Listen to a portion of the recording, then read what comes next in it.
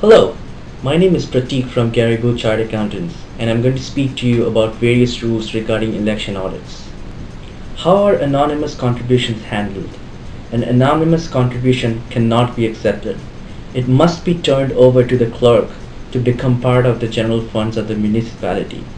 The only exception to this rule is a donation received at a fundraising function held on behalf of a candidate. Each of these donations must be $10 or less, and the total revenue from this source must be reported to the candidate's financial disclosure form. What are the consequences for contravention of contribution rules?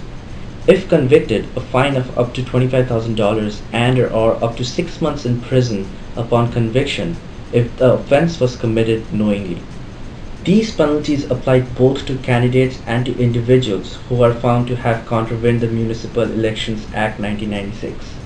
For corporations and trade unions, the fine may be up to $50,000. Candidates who are found to have contravened certain provisions of the Act forfeit any office to which they were elected and are ineligible to run until after the next regular election has taken place. Who can incur a campaign expense? Only the candidate and the persons authorized by the candidate can incur campaign expenses.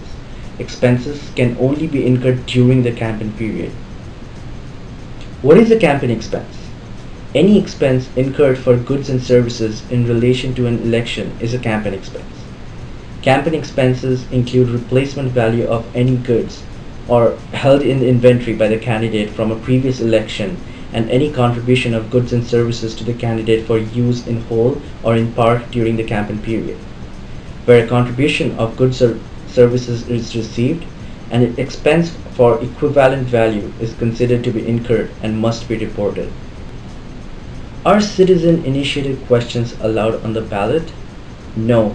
Questions must come from either the council, school boards, local boards, or the minister. What are the election sign requirements?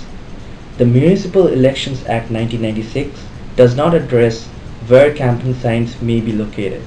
The regulation of signs generally falls within the jurisdiction of the local or upper tier municipality, or when signs are placed near a provincial highway, the Ministry of Transportation. Candidates should check with the municipal clerk to determine any sign bylaw requirements. For more information, please visit our website at electionaudits.ca or call us at 416-626-2727. This is Prateek from Garibu Chartered Accountants. Thank you.